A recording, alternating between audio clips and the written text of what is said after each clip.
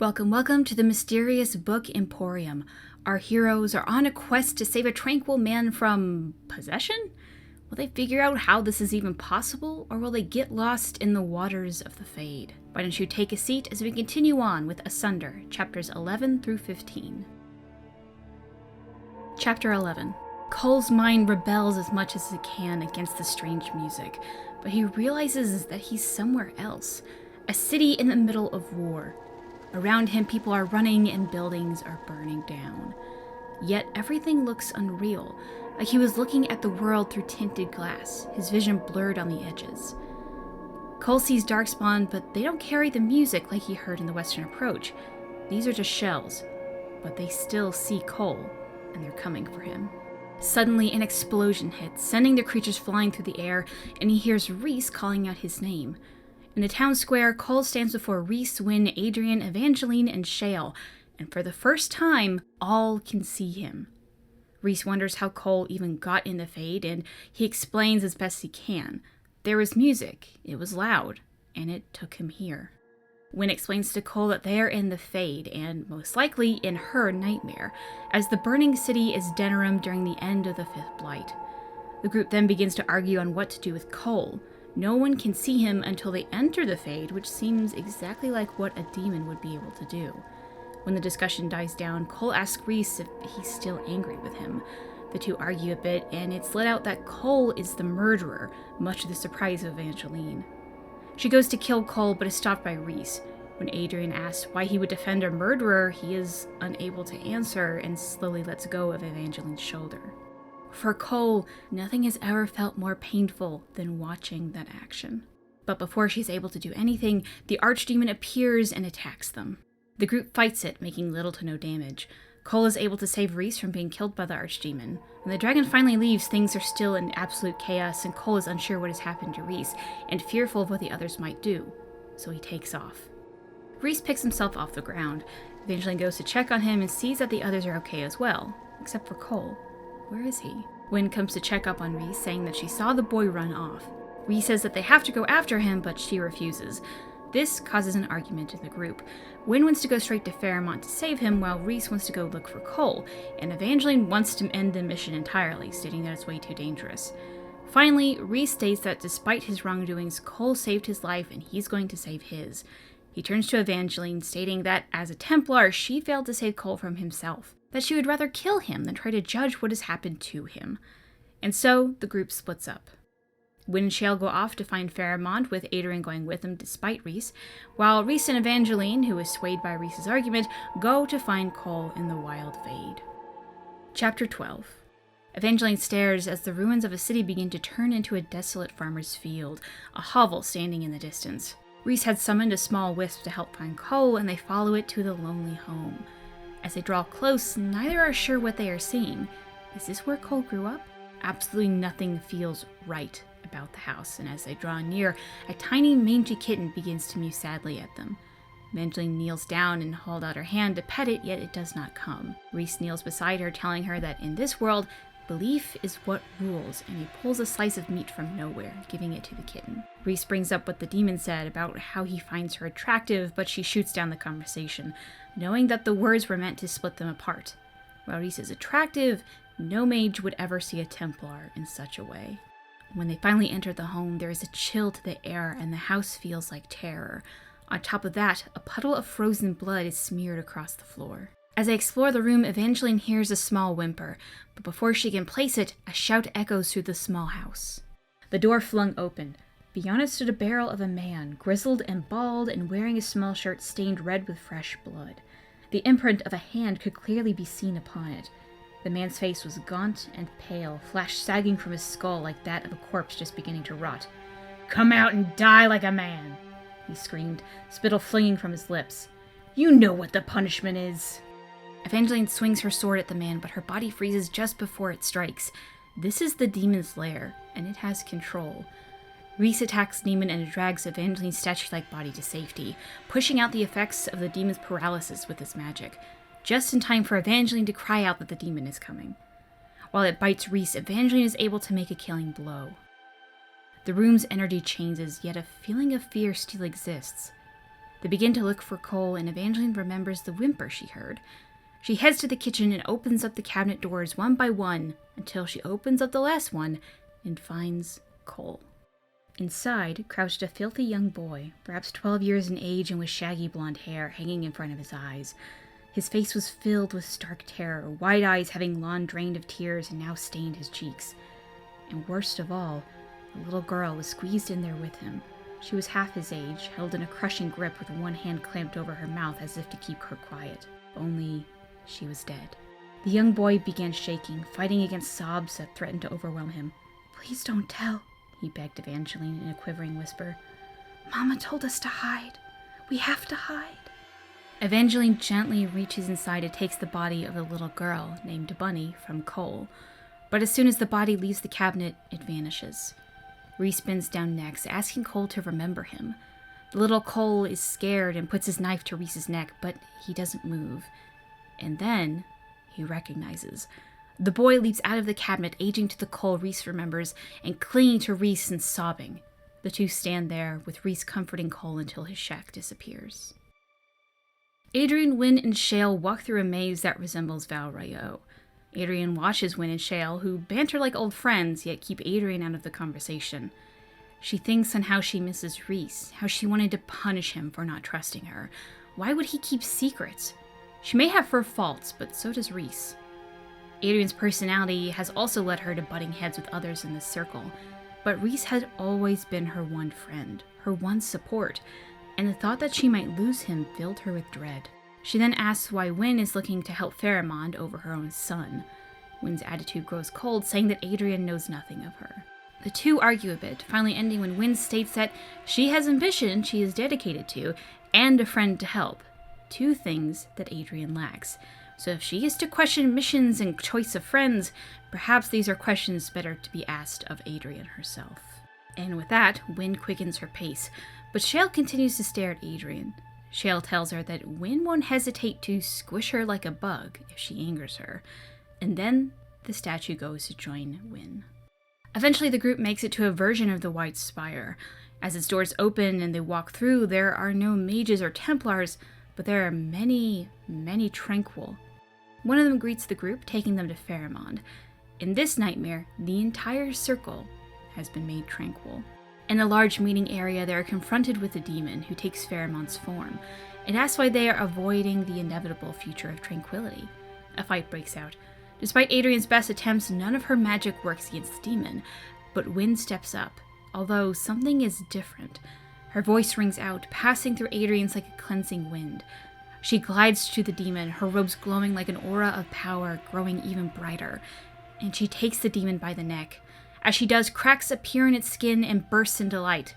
And then, the music overtakes Adrian again, and she awakens on the floor. Chapter 13. It takes Reese a few moments to realize that he's lying on the laboratory floor. The demon in the middle of the binding circle is now gone, replaced by a tired-looking elven man. Raggedly, Pharamond asks if this is real. Wynn, still getting to her knees, calls out to him, asking how he is, and he bursts into laughter. "I'm me," he shouted. "I'm actually me!" Pharamond let out a joyous whoop and ran over to the startled Wynn, dragging her to her feet. He held her hands tightly, opening his mouth several times as if unable to formulate the words he needed. Then he crushed her in a tight hug. "Thank you, Wynn," he sobbed. "Thank you. Oh, I can't even begin to tell you." Reese gets up, not knowing how long they have been in the Fade. Adrian, unusually quiet, glares at Wynn. Evangeline jumps up, questioning if he is truly healed, but Wynn points out that he crossed the binding circle on his own. He is not possessed any longer. Still, Evangeline speaks to Pharamond, as he has a lot to answer for. He is confused as Evangeline tells him that, from his actions, he has killed every person in this keep. His eyes grow wide and he races out of the lab, but he doesn't go far. He falls to his knees outside the chamber, looking in horror at the burnt corpses that lay around him. Pharamond begins to break down, being inconsolable. He cries out that he feels too much now and that he just can't stop himself. Evangeline finally pulls him up and slaps him across the face, which seems to actually work. Wynn demands for Pharamond to tell her how he is no longer tranquil. He states that he was commissioned by the Chantry to study if the Rite of Tranquility can actually be reversed. goes on to say that to reverse tranquility, one needs to have their mind touched by a spirit of the Fade, and the connection is then remade. And it doesn't have to be by a demon. Any small spirit would do. A task made easy by a spirit mediums. The room is quiet as the reality of the situation dawns on them. Reversing the rites is very doable. Evangeline argues that this is not good news. Look at Faramond. What if he is never able to take control over his emotions? But then, what if he can? The group then argues more over what to do and if Faramond should live. Adrian gets so worked up she throws a fireball at Evangeline, and that's when Rhys steps in. He calls out that there is another option. They shouldn't kill Faramond here, as the Chantry would wish to hear him speak, as they did commission the research. This gets Evangeline to stand down, stating that her oath bounds her to the Chantry, not the Templar orders. Cole hides in the shadows of the upper keep. He had awoken to the angry shouts of the others, and sneaking down to them, he can see the despair in Faramond's eyes. The man wants to die. When the fighting stops, no one seems happy with the outcome. Sitting alone, he tries to forget the memories dug up from the Fade and doesn't notice when Rhys approaches him. Rhys asks if he is alright, and Cole laments that he came all this way to save Rhys, but he didn't really need Cole at all. He was only a burden, and Rhys is unsure of what to say back. Cole feels awkward about Rhys knowing about his past, even if he didn't even know it existed beforehand. So, finally, Rhys tells him that he isn't responsible for what happened to Bunny. And there it was. Cole looked away, feeling the flush rising in his cheeks. He wanted to cry or scream or something. A dark lump deep down inside of him echoed, something that had been there all along, but he had become accustomed to it, silently gnawing away at him. "I don't even remember her," he muttered. "That's not true." He shifted uncomfortably on the stairs. "I didn't mean to do it." "I know." Rhys hugs him tight and Cole begins to sob again, but freezes when Evangeline comes up to them. She can see him now. She apologizes to Rhys about how she didn't believe him about Cole. Now that she can see Cole, they wonder if the curse is broken. He asks if Evangeline is going to kill him, and she says no. Cole asks why she would defend him, and then she says that the Templars need to protect mages, and they failed to protect Cole. For a moment, he fears that he would be made tranquil, and Evangeline asks if that would really be so terrible. Cole thinks on it a moment. A life without memory and terror and the feeling of fading away forever. No, maybe it wouldn't be so bad after all. Chapter 14. As they travel back to the White Spire, Rhys tries to not think about what is waiting for him back home. Cole is having trouble getting used to people seeing and remembering him. That is, except for Faramond, who can only see him if Cole is pointed out and often forgets who he is. Rhys finds it curious how, when he told the others of Cole, they remembered him, but if he tells Faramond, he never remembers. How does Cole's curse work? Adrian is still angry with Rhys, and he is saddened that he might never get his friend back, but frustrated that their friendship is based on him agreeing with her point of view. During their journeys, Wynne sends Shale alone to Montesamard. She wishes Shale to bring a letter saying what the group has found out. From there, the Circle of Montesamard can use their sending stone to send word of their journeys to the Chantry. Before Shale can complain, it takes the letter and off it goes. On the way there, the group meets travelers who send word of a civil war. The group makes camp for the night, avoiding any villages in fear of what might happen to them in wake of all the turmoil in Orlais. Rhys and Evangeline are the only ones awake in the night in the cold rain. Rhys sees Cole's eyes fluttering behind his eyelids, meaning that he's likely having bad dreams. As he wipes the hair out of Cole's face, Evangeline speaks up. She says that the Lord Seeker might not listen to them, that both Cole and Rhys are in danger. Rhys states that they have little options, but Evangeline suggests that he could run. He is shocked that she would suggest such a thing, but it isn't a trick. Her suggestion is earnest. She trusts Rhys to not do any harm as a mage, and he can take Cole and find out what is doing this to him. When he says that the Templars would hunt him, she takes out his phylactery out of her coat, saying that she could break it. Evangeline tells Rhys that he is a good man, and while Cole has done terrible things, Rhys is just the person to give him a second chance. For what she has seen of Cole's past, she is unable to judge him.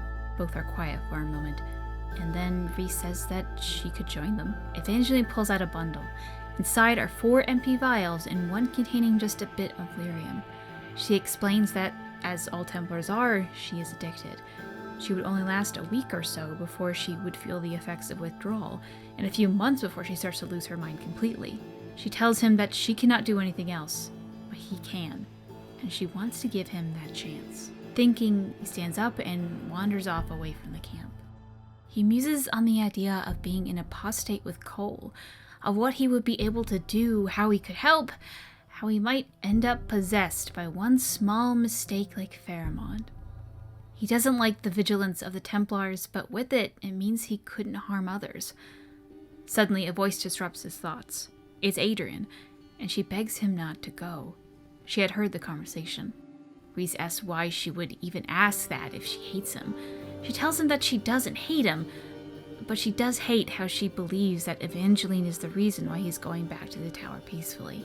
Rhys is angry with her bringing Evangeline into this, and she finally admits that she is jealous of Evangeline. But Adrian continues to say that Rhys needs to face the Templars for the mages, to be a martyr, as the other mages respect him and know that any punishment he gets is undeserved. It would cause them to rise up, even more so if news of Pharamond gets out and people like Rhys are exactly the type of person who can cure the Tranquil. Rhys is shocked to hear her say this, that she wants Rhys to become all of this. He tells her that not everything has to end in rebellion. Wynne could do something. Adrian responds that he shouldn't trust her and tells him what she saw in the Fade. Wynne is possessed by a spirit. The next morning, Rhys wonders why he isn't able to sense Wynne's possession. As the group packs up, he announced that he would like to speak to Wynne, alone. After the others have ridden off, Rhys is unsure of how to bring up the topic, but Wynne speaks first. "She told you," Wynne said. He stared at her, his mouth agape. It hadn't been a question, simply an observation. Wynne sat with hands folded in her lap and looked at him with a wary expression. "I guess she did, yes," he muttered.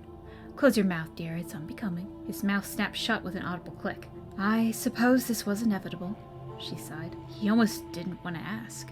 "Is it true?" "Is it true I've been possessed by a spirit?" "Yes, that is true." She explains what happened to her in the downfall of the Ferelden Circle, how she died and the spirit saved her. She thought that she would die soon as the spirit seemed weak, but she never did. She thought it was just a second chance, using her new life for a mission to keep the circle from collapsing. But after the vote, she still lived.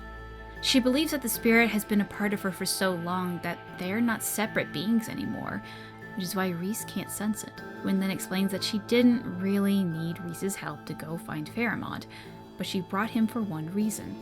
Rhys is a spirit medium, and he can learn the ritual that Pharamond made to heal other Tranquil. Rhys is confused, so Wynne continues. Divine Justini V is trying to change the circle, and she needs this ritual to be known. She has been visiting Pharamond off and on for several years, keeping up with his research. She goes on to say that people like Adrian and the Libertarians believe that the circle needs to be destroyed, but Wynne and the Divine believe that it can be made better. Rhys asks why the Divine can't just order the Templars to make changes, and Wynne points out that the attempted murder of the Divine, there is no way that one mage was able to make it out all the way to the circle and into a ball all on his own, and the Templars are the one who helped him. Wynne hesitated. She cupped Rhys's cheek in a moment of unexpected tenderness. "And you must be protected. Learning the ritual would make you the only person other than Pharamond who knows and can use it. That will have value the Divine cannot overlook, and neither can the Lord Seeker." Rhys scowled, reaching up and removing her hand. "You knew a spirit medium could learn it. That's why you brought me. I knew this could save you." Rhys is still angry, feeling used, comparing Wynne to Adrian. He sharply tells her that he gets why she is doing this, trying to justify the strange spirits that live inside of her because it has to have some deeper meaning and not just random chance. But he tells her that he will learn the ritual, because it's time he made a stand. Chapter 15. The group was about a day away from Vario, and Cole is trying to think of anything other than what the Templars will do to him. The group is camping in an old barn that seems to be forgotten, Evangeline having left them to go buy food from a local village. Rhys and Pharamond sit away from the others talking in a field. He thinks how strange it is when people stop talking when he comes closer, like they don't want to be overheard. He had never thought of that before. But that might soon not be an issue. He hadn't told Rhys yet, but he can see the others starting to forget him. Evangeline couldn't recognize him when she woke up. Adrian believes he keeps sneaking up on her even if he's been standing there the whole time. He was starting to feel that fading feeling coming back. Just then, Evangeline, with a bag of food on her back, asked if Cole is alright. She had met a farmer on the road who was willing to sell her food, letting her come back earlier than expected. She asks if he would like to talk to Reese, but he says that he can't. The two stand there for a bit before Evangeline asks how Cole knew of her mission to keep the flaw in the right to tranquility secret, and it comes out that Cole had watched her change. He apologizes seeing her anger, but it soon dissolves with her not knowing what to say. Cole then asks what the book she took out was. Evangeline replies that it was a copy of the Chant of Light that she got from her father, and that Cole would have liked her father, because he was a good man. And with that, she kisses him on the forehead and gently asks him to go talk to Reese, saying that he doesn't blame Cole for anything. Cole walks over to Reese and Fairmont, both studying a book. After a discussion as to what could be causing Cole to not be remembered, Cole asks the elven man what it was like being tranquil. I find it ironic the rite of tranquility cuts one off from the land of dreams, because a dream is exactly what it feels like. Everything in a dream is as it should be, nothing is out of place, yet part of you knows something is not right. This isn't your home, this isn't your life, it isn't you. Yet one cannot act other than the dream allows. It follows its course, and you follow it believing nothing is real. You will turn the corner and awaken, safe and sound, yet you never do. Instead, you are slowly smothered in a crystal clear silence that has no meaning. And despite what he had told Evangeline, Cole begins to feel frightened. Approaching Vario, things are in chaos.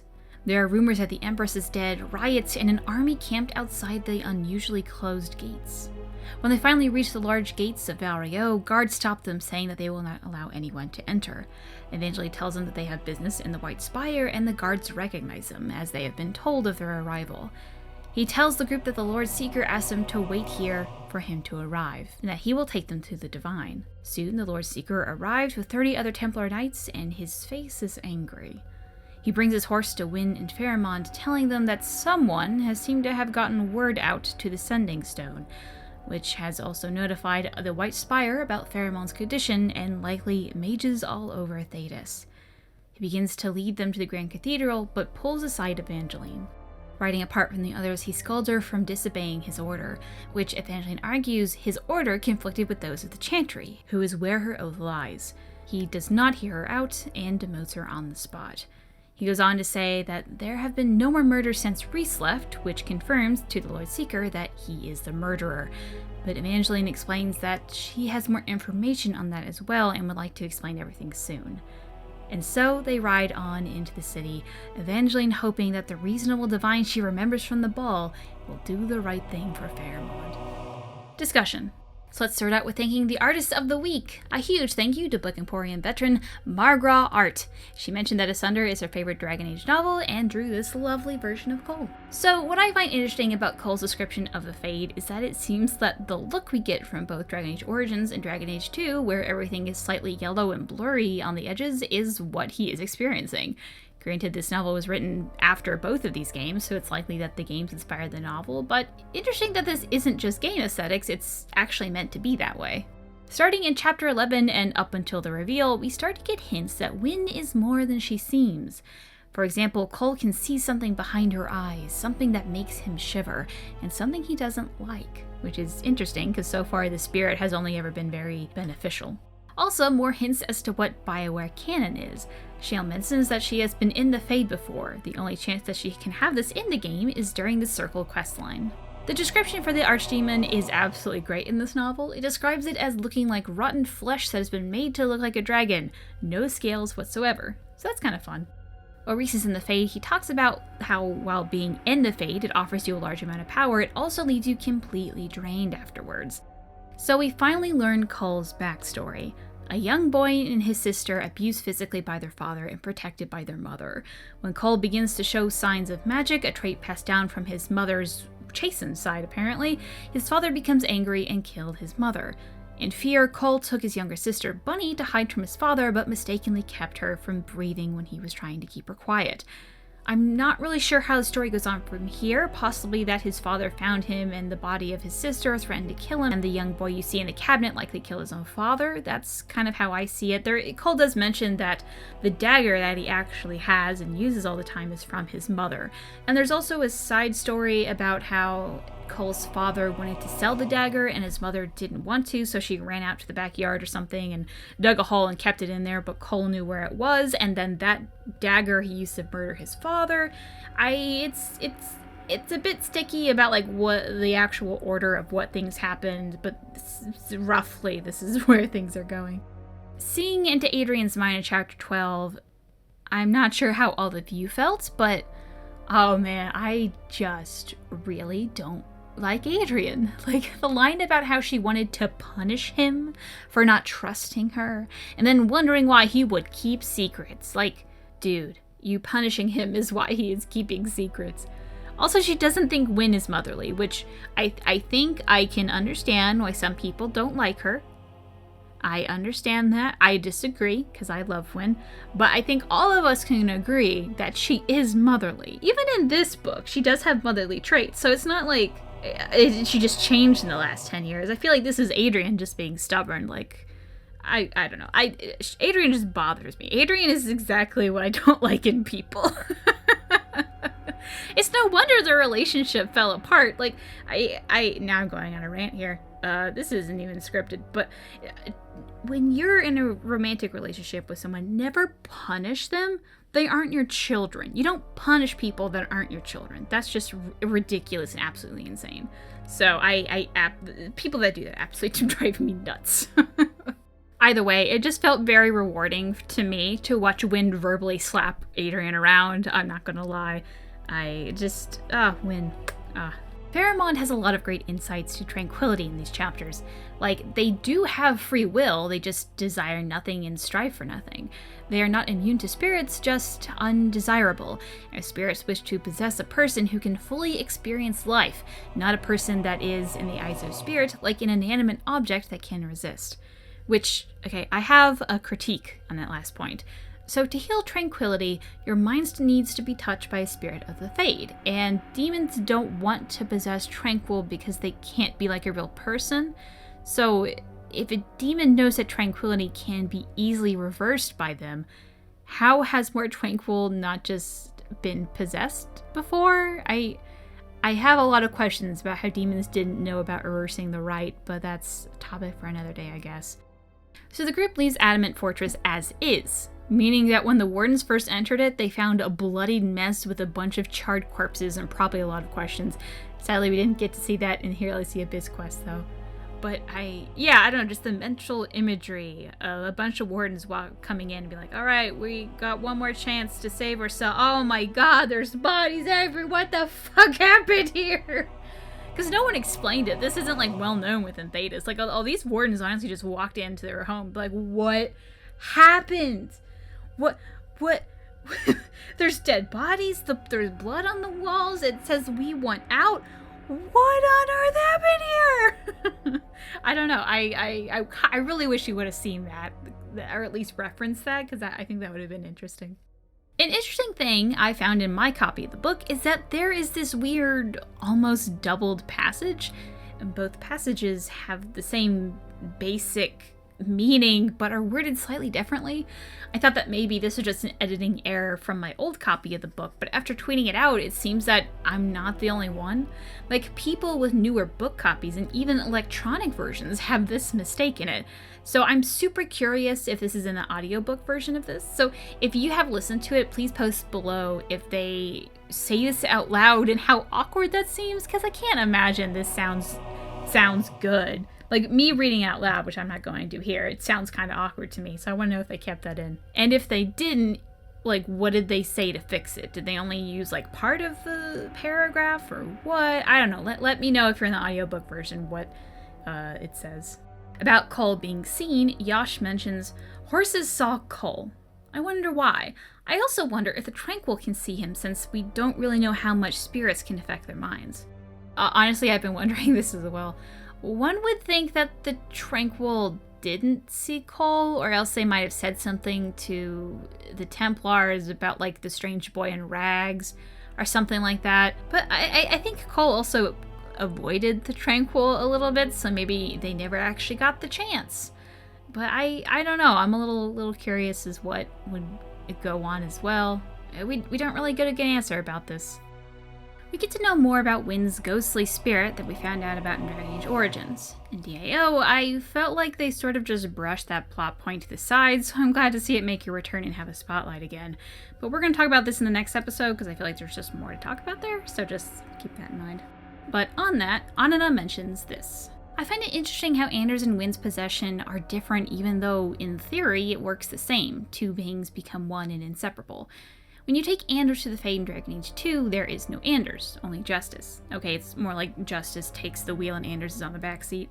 Yet Wynn remains the same. The only inkling of her being an abomination is when she uses her power to overcome the demon.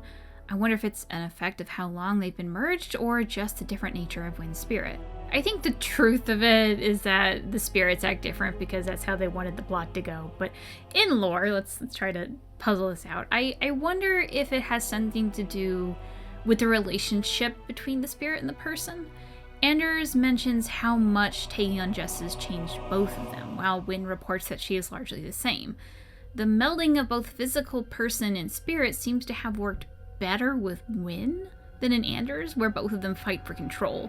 Wynn and her spirit seem pretty chill in comparison. Anana also mentions that it might be because of how long Wynn and her spirit have been together, but Anders and Justice really aren't that far behind.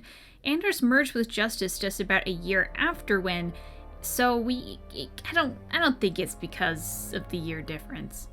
When we get Cole's perspective on what it's like traveling with the group who can see him now, I think it's interesting that Cole is making a strong effort to call Evangeline by her name, even correcting himself, but only called Adrian red hair and Wynn old woman.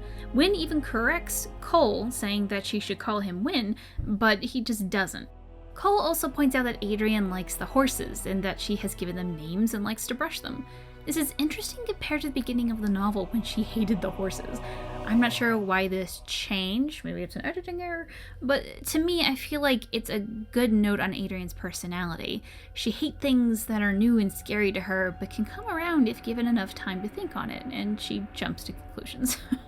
When Pharamond and Cole are talking, Pharamond muses that Cole's unusual abilities might be Arcanist derangement, a term coined in Tevinter during the Tower's Age. He goes on to say that many of these people would turn to spirits and lead to darker paths, and many went insane, most dying young.